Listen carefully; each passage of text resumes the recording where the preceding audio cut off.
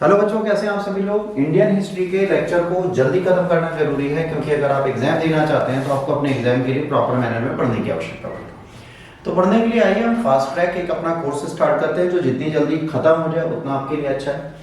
इतिहास से स्टार्ट होता है प्राग ऐतिहासिक काल से। प्राग ऐतिहासिक काल जो है, इसमें प्रमुख साधन क्या है? पाषाण से बने विभिन्न प्रकार के औजार हैं, इसलिए इस काल में आमतौर पर पाषाण युग के नाम से जाना जाता है। इसे 3 भागों में बांटा गया: पूरा पाषाण काल, मध्य पाषाण काल, नवपाषाण काल। अगर इन कालों को आप यहाँ से ध्यान दें तो आपको ये समझ में आएगा, यही काल हैं जो आपके बांटे गए हैं और इन्हीं कालों की प्रॉपर मैनर में बात की गई है। ठीक है, तो अब देखिए, जब ये आपका पाषाण काल खत्म होता है, इसके बाद आपका क्या आता है? पूरा पाषाण काल। पूरा पाषाण काल जो है वो बेटा 6 लाख से ये जो है पूरा पाषाण काल, ये आपका कहां से कहां तक चलता है? ये आपका चलता है 6 लाख से 10,000 वर्ष तक। 6 लाख से 10,000 वर्ष में पूरा पाषाण काल मनुष्य का जीवन पूर्णतः प्राकृतिक था। मतलब इस टाइम पे लोग क्या थे? नेचुरल थे। ये ज्यादा से ज्यादा हंटिंग पर डिपेंड करते थे। हंटिंग एंड फूड गैदरिंग इनका मेन ऑक्यूपेशन था, वही ये करते थे। तो वो क्या करते थे? भोजन मांस या कंदमूल खाया करते थे।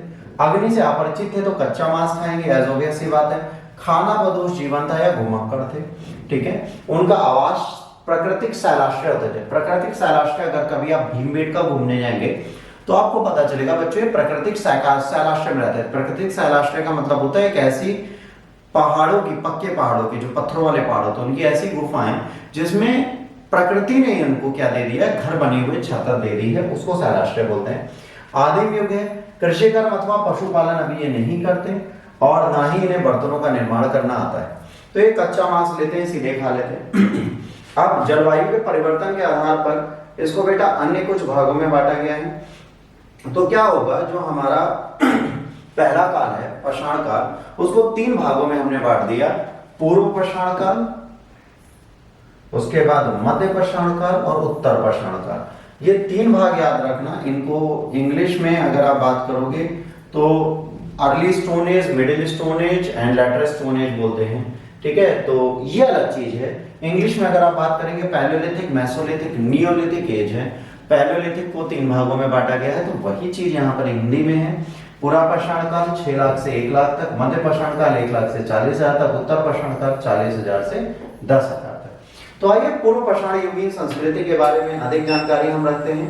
पूर्व पाषाण कालीन संस्कृति की जब हम बात करेंगे बच्चों,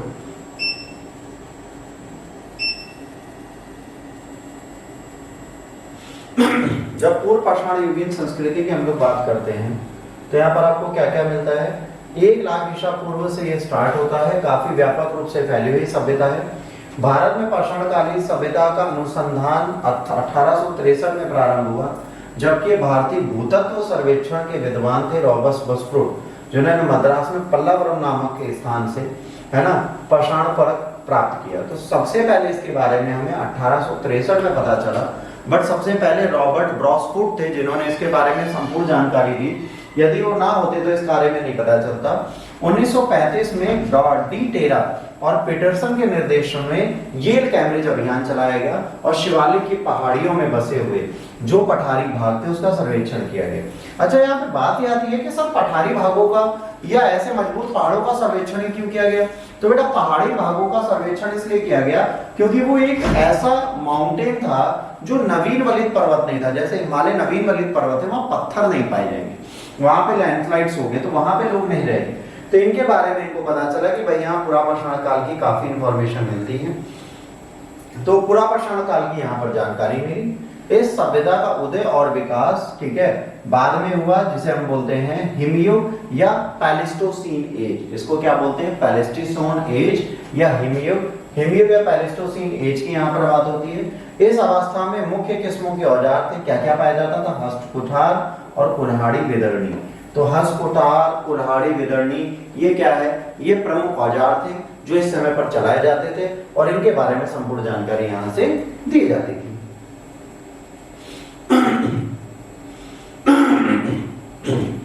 इसके अलावा एक चॉपर भी मिला है, खंडक। चॉपर क्या होता है? जैसे आज आपने गड़ासा देखा होगा, जिसको कहीं पर भी मार दो तो 2 चीजों को आपस में बांट देता है। ठीक है, और अगर आप कभी किसी फास्ट फूड पे जाओगे तो गड़सा टाइप का लेता है जिसे बहुत तेजी से सब्जी काटता है। ठीक है, उसको हम बोलते हैं खंडक। इन लोगों के आवास सैलाश्रय में थे, खुले स्थानों में भी रहते थे। पूर्व पाषाण युगीन सभ्यता सिंधु, सरस्वती, ब्रह्मपुत्र, गंगा के मैदानों को छोड़कर हर जगह मिली, क्योंकि ये मैदानी भाग यहाँ नहीं मिलेगी, बाकी जगह मिलेगी जहां पर कच्ची सामग्री उपलब्ध नहीं थी, वास्तव में भारत के बाकी बड़े क्षेत्रों में पाई गई।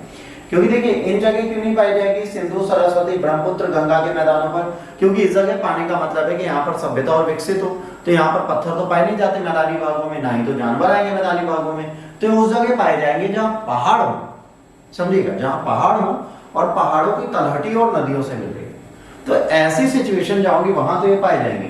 पूर्व पाषाण युगीन संस्कृति कुछ महत्वपूर्ण स्थान है, पंजाब की सोहन नदी घाटी, पाकिस्तान में कश्मीर के पहलगाम, इलाहाबाद उत्तर प्रदेश के बेलन घाटी, होशंगाबाद जिला मध्य प्रदेश में भीमबेटका, आदमगढ़ नागौर राजस्थान में, 16 और सिंगी तालाब अहमदनगर जिला महाराष्ट्र, नेबासा गुलमर्ग जिले कर्नाटक में, हुसंगी और अटिक्कम तमिलनाडु में। तो ये सारे प्लेस हैं जहां पर ये पाई गई। अब यहाँ पर क्या है, इस काल को अगर बात करें तो इनको दो भागों में विभाजित कर दिया गया। पहला है चापर चापिंग पेबुल संस्कृति और दूसरी है हैंड एक्स संस्कृति। चापर चेबुल संस्कृति क्या है, इसके उपकरण सबसे पहले सोहन नदी घाटी पंजाब पाकिस्तान से प्राप्त हुए। इसे सोहन संस्कृति भी कहा गया। इस क्षेत्र में अन्वेषण हुआ और संस्कृति की पूरे के पूरे प्रमाण प्राप्त हुए। सोहन संस्कृति की निम्न विशेषताएं थी। क्या क्या विशेषताएं थी? पहला तो बटीकाश उपकरणों की प्रधानता है। बटीकाश मतलब छोटे छोटे पत्थरों को बीच से काट देना या छोटे छोटे उनके तलहटी बना लेना। जैसे आपका ये पत्थर है तो इसको ऐसे काट दिया तो ये जो टुकड़ा बना ये हो गया बटीकाश्म। तो इन्होंने बटीकाश्म को प्रयोग में लाया और प्रधानता थी जैसे गढ़ से खंडक, तो इनको क्या किया, गढ़ से और खंडक में इन्होंने बदल दिया। सर्वथा अपरिष्कृत हस्त कुठार पाया गया। अपरिष्कृत मतलब बहुत ज्यादा अच्छा नहीं है। सोहन और सिंधु में एक छोटी सहायक नदी है। सोहन क्या है, सिंधु की छोटी सहायक नदी है जहां पर ये सभ्यता पाई गई है। 1928 में डी.एन. वाडिया ने इस क्षेत्र में पूर्व पाषाण काल के उपकरण प्राप्त किए। 1930 में के.आर.यू. टाड ने सोहन नदी में स्थित पिंड गेब स्थल पर कई उपकरण प्राप्त किए। सोहन नदी घाटी सबसे महत्वपूर्ण अनुसंधान 1935 में टी टेरा के नेतृत्व में एल कैम्ब्रिज अभियान दल द्वारा चलाया गया। उन्होंने हिम तथा अंतरहिम कालों के क्रम के आधार पर पाषाणकालीन सभ्यता को विश्लेषित किया। तो इन्होंने क्या किया, 1928, 1930, 1935 में हम सोहन के आसपास रहे क्योंकि सोहन नदी घाटी के पास बहुत सभ्यताओं के ट्रेस मिले। सोहन नदी घाटी के उपकरण आरंभिक सोहन नदी घाटी और बाद में विकसित सोहन घाटी के नाम से इसको आगे बढ़ाया गया। ठीक है। द्वितीय अंतरनिहिम काल में पहली वेदिका का निर्माण हुआ जिसके इसे ट्रेस मिलते हैं। वेदिका मतलब आपको पता है क्या होता है, जहां पर अग्नि का काम हो। इससे मिले हुए आरंभिक सोहन कहा गया। निम्न पूर्व पाषाण काल से संबंधित है। इसमें चापर और हैंड एक्स दोनों ही परंपराओं के उपकरण मिलते हैं। देखिए चापर आपको पता है जो बीच में होता है, जो लंबा सा होता है जिससे किसी को काटा जाता है, और हैंड एक्सेस हस्त कुठार कुल्हाड़ी जिसे आप बोलते हो वो भी आपको पता है। ये दोनों मिल रहे हैं तो मतलब है कि प्रारंभ से बाद में इन्होंने अपना विकास किया तो कोई दिक्कत नहीं थी कि ये सभ्यता लगातार चलती रही। सोहन घाटी की दूसरी वेदिका का निर्माण तीसरे हिमकाल युग में हुआ। अब दूसरी वेदिका का निर्माण कहाँ हुआ, तीसरे हिमकाल में हुआ। इस वेदिका के उपकरणों को उत्तरकालिक सोहान बोला गया। तो अब इस क्षेत्र में जब दूसरा वाला हमें घटना मिलेगी तो कब मिलेगी, यहाँ पर इस पर कोई हैंड एक्सेस नहीं प्राप्त हुआ, मतलब हस्त कुठार नहीं प्राप्त हुई। समय की दृष्टि से उत्तरकालीन सोहन उपकरणों को मध्य पूर्व पालिक हैं। अब ये जो दूसरे वाले मिले हैं ये क्या है, मध्य पूर्व पाषाण काल के हैं। निम्न के बाद मध्य आएगा, मध्य पाषाण काल के हैं। सोहन घाटी में तीसरी वेदिका का निर्माण द्वितीय अंतरनिहिम काल में हुआ जब गर्मी बढ़ने लगी और चीजें बदलने लगी। इसके बाद क्या, उत्तरकालिक सोहन के अंतर्गत चौंतोरा से प्राप्त उपकरणों का एक विशेष महत्व है। ये उपकरण कहां से प्राप्त हुए बेटा, चौंतारा से प्राप्त हुए। और चौंतारा में जो उपकरण मिले इनके बारे में बहुत कुछ कहा गया है। अब यहाँ पर क्या हुआ है, जब ये चौंतारा से मिले इन उपकरणों को प्राक सोहान मतलब अली सोहान से प्राप्त हुए कुछ फलक है ना, सोहान परंपरा के पेबुल तथा फलक ये सब औजार हैं। मद्रास परंपरा के हैंड एक्सेस आदि सभी मिलते हैं। अब ये हस्त कुठार और ये जो औजार हैं ये हर जगह अलग अलग तरीके के हैं परंतु इनका संबंध एक जैसा है। इससे ऐसा लगता है कि चौंतारा उत्तर तथा जट की परंपराओं का मिलन स्थल था। चौंतारा एक ऐसा प्लेस बन जाता है जहां पर दोनों के उपकरण मिलते हैं, तो ये कहा जा सकता है उत्तर और दक्षिण की परंपराएं यहाँ पर मिलती थी। डी टेरा की धारणा है आदि मानव पंजाब में पंजाब में दक्षिण में ही आया और उसी के साथ हैंड एक्सेस और परंपरा यहाँ पहुंची। ये कहते हैं कि पंजाब में सबसे पहले आए, तो पंजाब में दक्षिण से ही आए, मतलब दक्षिण में सबसे पहले सभ्यता का विकास हुआ और ये दक्षिण से ही कहां पहुंच गए, पंजाब पहुंचे। जब पंजाब पहुंचेंगे तो अपने ट्रेसेस लेके जाएंगे, तो ये कहते हैं कि भैया अपने सारे साक्ष्यों को यहां से लेकर ही पहुंचे।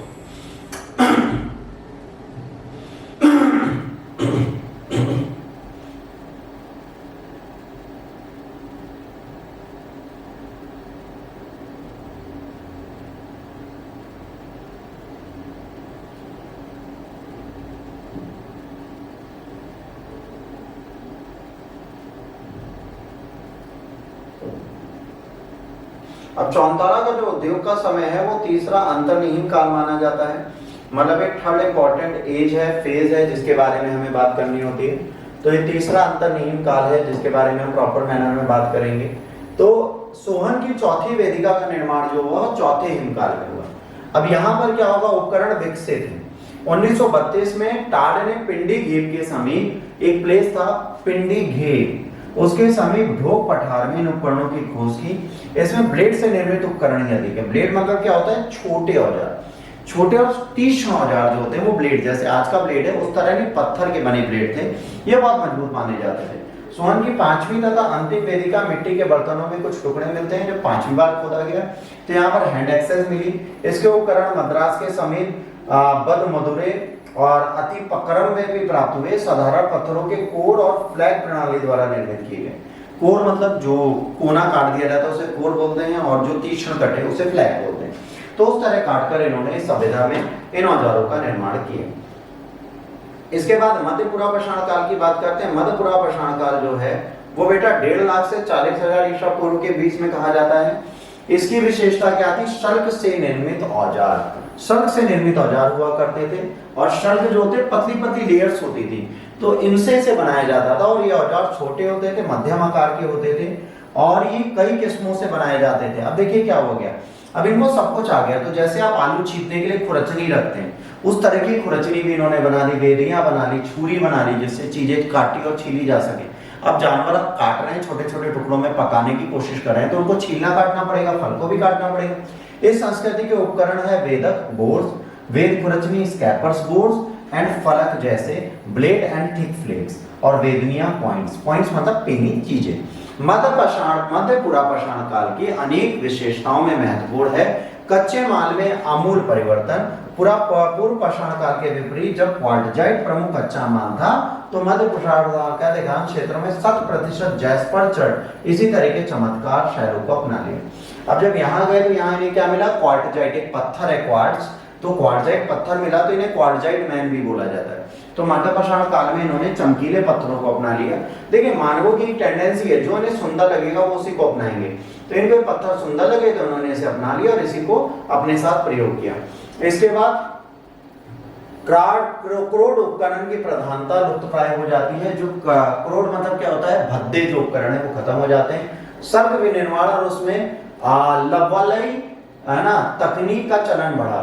तो लवलवाई तकनीक का मतलब क्या हो गया कि हमने छोटे चमकदार औजार बनाए। भारत के विभिन्न भागों में फलक प्रधान पूर्ण पाषाण काल के उपकरण मिलते हैं, इस काल के मध्य में रखा जाता है। भारत के कई भागों में इस टाइम पे फलक से रिलेटेड औजार मिलते हैं, इसी के मध्य में रखा जाता है। इसके प्रकार है स्क्रैपर, ब्यूरिन, वेधक। फलकों की अधिकता के कारण मध्य पाषाण काल को फलक संस्कृति की संज्ञा दी गई। तो अगर मध्य पाषाण काल की बात करेंगे तो इससे क्या कहा गया है, इसको कहा गया है फलक संस्कृति। अच्छे प्रकार के औजार थे तो क्वार्टजाइट पत्थर से प्रयोग किए जाते थे। पुरापाषाण काल के युगीन अधिकांश मध्य भारत, दक्कन, राजस्थान, महाराष्ट्र, तमिलनाडु, कर्नाटक, उड़ीसा में पाए गए हैं। इन सारे क्षेत्रों में इनके औजार पाए गए हैं। मध्य पूर्व पाषाण काल के उपकरण में नेवासा, झारखंड, सिंह भूमि, पालमू जिला, उत्तर प्रदेश में चकिया, वाराणसी में सिंगरौली बेसिन, मिर्जापुर में बेलर घाटी, इलाहाबाद में, मध्य प्रदेश में रायसेन जिले में स्थित भीमबेटका की गुफाएं और सोन घाटी राजस्थान में ये सारी चीजें पाई गई। और भी कुछ क्षेत्र हैं जिनकी हम बात करेंगे, जैसे गुजरात में, सौराष्ट्र में, हिमाचल प्रदेश में, इन सारे क्षेत्रों में भी इनकी पूरी साक्ष्य प्राप्त हुए हैं। और नर्मदा के किनारे है ना, समनापुर में विविध पुरास्थलों के उपकरण प्राप्त हुए हैं। इस प्रकार मध्य पुराण पाषाण की संस्कृति अत्यंत विस्तृत है। जब पुरापाषाण काल की बात करते हैं तो वो सीमित क्षेत्रों में थी, पर जब मध्य पाषाण काल में आए तो ये बेटा और विस्तृत हो गई और लंबी तरीके से फैल गई। इसके बाद आता है उत्तर पुरापाषाण युग। उत्तर पुरापाषाण युग की अगर आप बात करोगे, उत्तर पुरापाषाण युग की अवधि 4500 से 10,000 ईसा पूर्व थी। और उत्तर पाषाण युग की बुनियादी प्रौद्योगिकी नवाचार ध्यानपूर्वक तैयार किए गए हैं। और इसमें पक्षीय फलक पैरेलल है ना साइडेड ब्लेड बनाने का तरीका निकाला गया था। और इस संस्कृति की मुख्य किस्मों में दो औजार हैं, खुरचनी, वेदनी, आरी, तक्षणी, छेदनिया, चाकू। उत्तर पुरापाषाण में सर्वाधिक उल्लेखनीय खोज थी रोड़ी मलबे ढोक चिनाई से बना हुआ लगभग 85 सेंटीमीटर व्यास वाला स्थूल रूप से गोलाकार चबूतरा। अब भाई साहब यहाँ पर क्या हुआ, टेक्नोलॉजी बढ़ी और एक गोल चबूतरा भी हमने बनाया। रोड़ी मलबे से निर्मित इस चबूतरे के केंद्र में इलाहाबाद और बर्फीले पत्थर का एक तीनों का टुकड़ा रखा हुआ है, तिकोना टुकड़ा। ग्रामीण क्षेत्र है, उसकी पूजा नारी अथवा मातृ शक्ति के रूप में करते थे। उत्तर पुराण काल के नमूने में ये बहुत इंपॉर्टेंट है कि यहाँ पर आपको क्या हो रहा है, मदर गॉडेस की पूजा के साक्ष्य मिल रहे हैं। मतलब अब ये प्रकृति को देवी की तरह पूजित मानने लगे थे। अब ये क्या कर रहे हैं, प्रकृति को देवी की तरह पूज रहे हैं। तो जब ये कार्य प्रारंभ कर देंगे तो चीजें थोड़ी आपकी क्या होगी बेटा, बदलेंगी। इसके बाद उत्तर पुरापाषाण के औजार बेलन घाटी के कुछ भागों से मध्य पश्चिम गुजरात, आंध्र प्रदेश, कर्नाटक में पाए गए। भारत के जिन स्थानों में उच्च पूर्व पाषाण काल के उपकरण मिले उसमें बेलन और सोन घाटी, सिंह भूमि, जोगदहा, भीमबेटका, बुबरी, रामपुरा, बाघौर, पटदे, बधे, इनामगांव महाराष्ट्र में, रेणुगुंता, तेमुल, कुरनूल की गुफाएं आंध्र प्रदेश में, भोरापुर दोआब कर्नाटक में, विदिशी गुजरात में, बूढ़ा पुष्कर राजस्थान में विशेष रूप से उल्लेखनीय है। यहाँ पर इन सबके सारे साक्ष्य आपको प्राप्त होते हैं। इसका प्रधान पुरापाषाण काल का एक ब्लेड है जिसे पाषाणोपकरण में ब्लेड बोला जाता है। पतले सकरे आकार के होते हैं और ये फलक में यूज होते हैं। इनके दोनों किनारे समांतर होते हैं और लंबाई और चौड़ाई में एक दूसरे से दूने होते हैं। अब ये क्या करते हैं, अगर लंबाई चौड़ाई में एक दूसरे से दूने होंगे तो ये बेटा प्रॉपर तरीके से कार्य कर पाएंगे और इनके बारे में आपको चीजें पता चल जाएंगी। अब ये कहाँ पे है, ये चट से निर्मित जैस्पर और इन सारे पत्थरों का प्रयोग किया गया है जिसमें चट, जैस्पर और फ्लिंट मिलते हैं। पाषाण के अतिरिक्त इस काल में हड्डियों से बने कुछ उपकरण भी मिलते हैं जिसमें स्क्रैपर, छिद्रक, वेदक और धारदार उपकरण प्राप्त होते हैं। इनके बारे में आपको याद रखना है। विंध्य क्षेत्र में शैलाश्रय बने हुए हैं जो गुहा चित्र पूरे के पूरे इन्हीं से रिलेटेड हैं। अगर आप विंध्य क्षेत्र की गुफाओं में जाएंगे तो इनसे रिलेटेड चित्रकारी मिल जाएगी। अब आता है मध्य पाषाण युगीन संस्कृति। मध्य पाषाण युगीन संस्कृति की जब बच्चों हम बात करेंगे तो ये मध्य पाषाण युगीन संस्कृति जो है ये आपकी सूक्ष्म पाषाण युग और परावर्तित प्रस्तर युग भी कहा जाता है, क्योंकि अब यहाँ पे क्या होगा, औजार छोटे हो जाएंगे। और मध्य पाषाण काल का युग 12,000 ईसा पूर्व के आसपास प्रारंभ हुआ और 2000 ईसा पूर्व तक रहा। शुद्ध मध्य पाषाण काल की तिथि 5000 ईसा पूर्व निर्धारित की गई है। ऐसा माना जाता है कि 2800 एडी बीसी तक चली। भारत में मध्य पाषाण काल के विषय में जानकारी 1867 में सीएल कार्लाइल को विंध्य क्षेत्र में प्राप्त हुई। सूक्ष्म औजारों की विशेषता थी ये चट, स्फटिक, जैस्पर और अगेट से बने हुए हैं और क्रोट से निर्मित हैं और समान पर्चिये फलक हैं। मतलब एक इस तरीके का कुछ औजार इन्होंने बना रखा है। मध्य पाषाण काल के उपकरण आकार में बहुत ज्यादा छोटे हैं और कुंठित और टेढ़े ब्लेड हैं, छिद्रक स्पैकर हैं जो इसका एक प्रमुख साधन बनता है। अगर आप इसको पढ़ेंगे तो आपको इनके बारे में पता चलेगा। अपने अस्तित्व के अंतिम चरण में इन्होंने बर्तन का निर्माण सीख लिया। तो अगर आपसे कोई कहे कहाँ सीखा तो आप कहेंगे भैया मध्य पाषाण काल में इनको बर्तन बनाने आ गए। अभी भी आखेटा के खाद्य संग्रह के मछुआरे हैं पर अभी भी किसी प्रकार की कृषि नहीं करते। अभी इन्होंने खेती का प्रारंभ नहीं किया।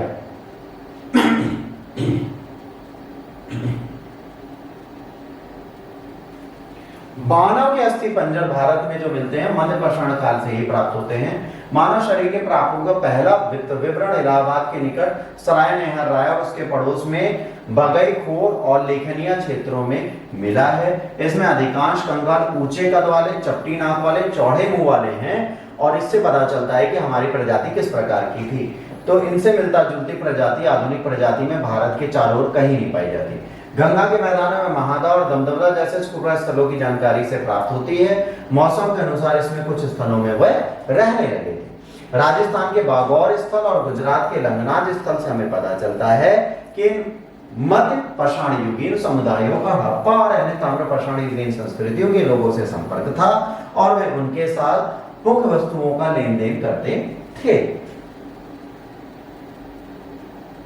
इसके बाद बेटा मध्य पाषाण युगीन संस्कृति के कुछ भाग सबसे महत्वपूर्ण स्थल हैं जो राजस्थान में बागौर, गुजरात में लंगड़ाज, उत्तर प्रदेश में सरायनहार, चौकनी मांडू, महादहा, दमदमा और भीमबेटका और आदमगढ़।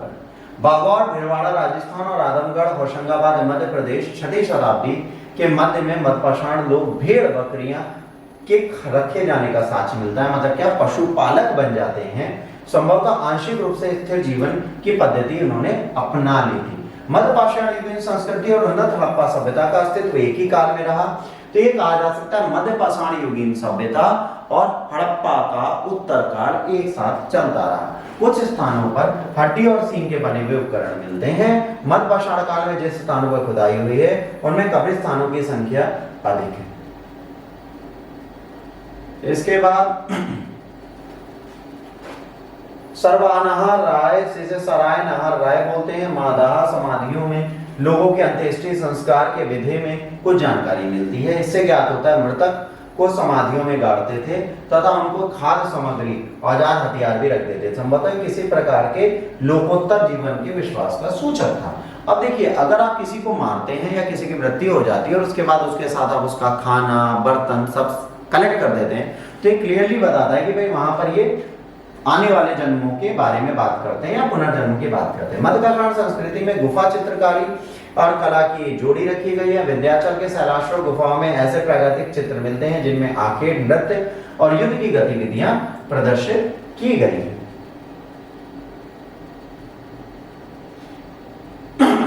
भारत के सभी शैल आश्रयों में जिन पर उत्तर पूर्वापाषाण और मध्य पाषाण युगीन लोग रहते थे, बहुत से अन्य लोग भी रहते थे जिनके शैल चित्र से विभिन्न प्रकार के विषयों को, मुख्य रूप से पशुओं का, ऐसे दृश्यों का चित्रांकन किया है जिसमें पशु और मनुष्य दोनों शामिल हैं। इन शैल चित्रों में स्थान बहुत व्यापक क्षेत्रों में फैले हुए हैं। पश्चिमोत्तर पाकिस्तान के चारबुल से लेकर उड़ीसा तक और उत्तर में कुमाऊं की पहाड़ियों से लेकर दक्षिण में केरल तक पाए जाते हैं। तो ये कहा जाएगा कि आदि मानव पूरे भारत में फैले थे। जी, पूरे भारतीय उपमहाद्वीप में थे। शैल चित्रों के कुछ महत्वपूर्ण स्थल उत्तर प्रदेश के मुरहाना पहाड़, मध्य प्रदेश के भीमबेटका, आदमगढ़, लाख ज्वार और कर्नाटक के कृपागल्लू में मिलते हैं। देखिए, अगर आपको प्राक ऐतिहासिक काल को समझना है तो सिर्फ आप भीमबेटका चले जाइए। भीमबेटका में आपको सारे शैल चित्र अच्छी तरीके से प्रिजर्व मिल जाएंगे। बाकी डिस्टेंस आपके लिए दूर है, तो एक बार भीमबेटका जरूर घूमिए, वो आपके इतिहास के बारे में बहुत कुछ बताएगा। सबसे अधिक चित्रांकन पशुओं और अकेले अथवा बड़े और छोटे समूहों में किया गया है। आदमगढ़ में शैलाश्वर श्रृंखला में गैंडे का शिकार के चित्र से पता चलता है कि बड़े जानवरों का शिकार भी बहुत सारे लोग मिलकर करते थे। तो मिलकर करते थे, इसका मतलब क्या हो गया, कम्युनिटी का ट्रेस आपको यहीं से मिल जाता है कि ये लोग समुदायों में रहना प्रारंभ कर चुके थे। अब पशुओं के अलावा मछलियों का भी चित्र अंकित है, तो क्या बताते हैं, मछली पालते थे। शैल चित्र मानव आकृति के चित्रांकन एक आम बात है। विविध प्रकार के कार्य करते थे, जैसे नृत्य करते थे, भागते थे, शिकार करते थे, खेलते थे, युद्ध करते थे, सब दिखाए गए। चित्र बनाने में इन्होंने कौन से कलर का यूज किया है, गहरे लाल, हरे, सफेद और पीले रंगों का प्रयोग किया है। 8000 ईसा पूर्व में वैसे ही घर और चूल्हे बनाते जैसे मध्य प्रदेश और उत्तर प्रदेश के ग्रामवासी आज भी बनाते हैं। उत्तर प्रदेश, मध्य प्रदेश, बिहार के ग्रामवासी जिस प्रकार के घर में चूल्हा वूल्हा बनाते हैं, सेम प्रक्रिया इन्होंने भी अपना रखी थी। अब आते हैं नवपाषाण युगीन सभ्यता पे बच्चों। तो नवपाषाण युगीन सभ्यता की जब आप बात करोगे तो नवपाषाण युगीन सभ्यता कहां से प्रारंभ होगी, यहां से प्रारंभ होगी, जिसे प्लेस्टोसीन या अत्यंत युग के अंत में 10,000 ईसा पूर्व से पहले देखा गया। पश्चिम और दक्षिण एशिया की जलवायु बहुत अच्छी हो गई जैसी आज थी। नवपाषाणकालीन संस्कृति और अर्थव्यवस्था में खेती और पशुपालक पर आधारित थे। देखिए, अभी तक बर्फ जमी थी या बर्फ हटी, तो वायु ऐसी हो गई या वातावरण ऐसा हो गया कि अब यहाँ पे पशुपालन भी कर सकते हैं, खेती भी कर सकते हैं। नौपाषाण अर्थव्यवस्था मुख्यतः आत्मनिर्भर थी, बहुधा व्यापारिक तंत्र से जुड़े थे। अधिकतर इसमें देश और विदेशी विलासिता की वस्तुओं का व्यापार होता था। नौपाषाण स्तर की प्रमुख उपलब्धि क्या थी? खाद्य उत्पादन का आविष्कार, पशुओं के उपयोग की जानकारी,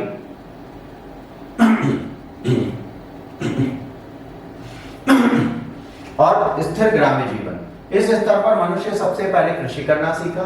इस कृषि पद्धति का एक अत्यंत महत्वपूर्ण परिणाम था जनसंख्या में पर्याप्त वृद्धि। पश्चिम एशिया में गेहूं और जौ का उगना 7000 ईसा पूर्व प्रारंभ हो गया था। नवपाषाण कालीन संस्कृति अपनी पूर्वगामी संस्कृति की अपेक्षा अधिक विकसित थी। इस काल का मानव न केवल खाद्य पदार्थों का उपभोक्ता ही था वरन उनका उत्पादक भी बना। ठीक है, इसके बाद वह कृषि कर्म से पूर्णतः अपरिचित हो चुका था। कृषि कर्म के साथ साथ पशुओं को भी मनुष्यों ने पालना प्रारंभ कर दिया। अब क्या हुआ? कृषि के साथ पशुपालन स्टार्ट हो गया, तो पेस्टोरल सोसाइटी बन जाएगी जिसे हम क्या बोलते हैं? पशुपालक समाज। ठीक है, अब क्या होगा? इस काल के मनुष्य ने एक निश्चित स्थान पर अपने घर बना और वहां रहने स्थान कर दिया, मतलब अब स्थायी निवास इनके सामने आ गया। कर्नाटक के प्रांत ब्रह्मगिरी और संगरकल्लू से भी नवपाषाण काल के अवशेषों से पता चलता है कि कई वर्षों तक मनुष्य एक स्थान पर निवास करते थे। इस तरह मनुष्य मिट्टी के बर्तन बनाते थे, मृतकों को समाधियों में गाड़ते थे। अग्नि के प्रयोग से परिचित होने के कारण मनुष्य अब सुरक्षित हो गए, क्योंकि मैदानी भागों में आराम से आग जलाकर रह सकते थे तथा अपना भोजन भी पका सकते थे। इस युग के मनुष्य जानवरों की खालों को सिलकर वस्त्र बनाना सीख लिया, मतलब स्थायी जीवन में इनके पास कलाकृति और कला के रिलेटेड नॉलेज आ गई। उत्तरपाषाण काल में मनुष्य ने चित्रकला के क्षेत्र में रुचि लेना प्रारंभ कर दिया। मध्य भारत के पर्वत कंदराओं में कुछ चित्रकारी प्राप्त हुई है जो संभवतः इसी काल की चित्र में शिकार से संबंधित है, और इसमें मनुष्य ने अपने बर्तनों को रंगना भी प्रारंभ कर दिया, तो रंगीन और सुंदर बर्तनों का निर्माण प्रारंभ हो गया। कुछ बिखरे हुए वर्गाकार आयताकार घर भी मिलते हैं, वो गारे की कच्ची मिट्टी के बने हुए होते थे। गारे की कच्ची मिट्टी आज भी आप देखोगे, जो आपकी बलुआ मिट्टी होती है, जो एनडीए या कोई सरकारी तंत्र डालता है, जो मिट्टी गारे जैसी होती है, वो ईंटें ऐसे होते हैं कि छेद कर दो तो टूट जाए, तो वो गारे मतलब कच्ची मिट्टी के ईंटें होते थे, इनका प्रयोग किया जाता था। और कच्ची मिट्टी के ईंटें बेटा आज भी सस्ते हैं, तो भारत सरकार के कुछ ऐसे ठेकेदार हैं जो आज भी इनको यूज करते हैं। उस समय भी घर में 4 से 5 कमरे होते थे। देखिए, जमीन का कोई बहुत बड़ा प्रयोजन था नहीं, जमीन फ्री थी, तो उस प्रयोजन का प्रयोग किया जा सकता। उस समय के लोग मुख्य रूप से शिकार और इधर उधर से बटोरे गए भोजन पर निर्भर थे। कुछ हद तक उधर पूर्ति और पशुपालन भी किया जाता था। वस्तु के स्तर पर खुदाई कर घरेलू अनाज और गेहूं और जौ शामिल है। खुदाई से मिले पालतू जानवरों की हड्डियों से यह पता चलता है कि इन्हें खाते भी होंगे। 6वीं शताब्दी के प्रारंभ होते होते हाथ के बने और बाद में कुम्हार की चाक से बने मृत भांड प्राप्त होने लगे। शवदान अवशेषों से प्राप्त ये स्पष्ट होता है कि लार्जवत बड़ी कॉर्निया, छापे वाले गोमेद और सफेद कोड़ियों और मनकों का प्रयोग प्रारंभ हो गया। नवपाषाण काल की संस्कृति प्रारंभिक अवस्था में 10,000 से 7,000 ईसा पूर्व तक में भेड़ बकरियों की हड्डियों का लगातार बड़ी मात्रा में पाया जाना ये बताता है कि इन्हें पालतू बनाया जा चुका था, और पालतू बनाने के साथ इसका भोजन भी किया जा रहा था, तभी तो हड्डियां मिलेंगी भाई, हर जानवर तो मरता नहीं। विभिन्न प्रकार के पालतू पशुओं को पाला गया, ठीक है, और इसी क्या हुआ? पशुपालक समुदाय का जन्म हुआ। अनेक किस्म के जंगली पौधों को मनुष्य ने लगाना और सफलतापूर्वक उपयोग करना प्रारंभ कर दिया। एक स्थान पर टिके बसे रहने लगे, और इस तरह उन्होंने क्या हुआ? संस्कृति का दौर प्रारंभ कर दिया। भारत के संदर्भ में नवपाषाण काल के कृषि आधारित क्षेत्रों पर मोटे 4 वर्गों में विभाजित किया गया। सिंधु प्रणाली पश्चिमी सीमा पर, गंगा की घाटी, इसके बाद पश्चिमी भारत, उत्तरी भारत और दक्षिणी दक्कन, ये 4 भाग इसके बना दिए गए। खेती की अर्थव्यवस्था पर आधारित नवपाषाण कालीन संस्कृति के प्रारंभिक साक्ष्य भारत के पाक क्षेत्रों के पश्चिमोत्तर भागों, बुनियादी तौर पर पेटा घाटी, लेरेराई और जोग नदियों की घाटियों से प्राप्त होते हैं। दक्षिण भारत में नवपाषाण काल के समय 2600 से 800 ईसा पूर्व माना गया है, जिसके 3 चरण माने गए हैं। प्रारंभिक चरण में धातु के औजार बिल्कुल नहीं थे, दूसरे चरण में तांबे और कांसे के औजार थे, और तीसरे चरण में लोहे के औजार आ गए। साक्ष्य से पता चलता है लोग पशुपालन में भेड़ बकरियां पालते थे और कुछ लोग खेती करते थे। इसके साथ बेटा इन्हें क्या मिला है? खेती करते थे और हाथ के बने औजार मिले हैं। तो यहाँ पर हाथ और चाक के दोनों के बने औजार मिलते हैं।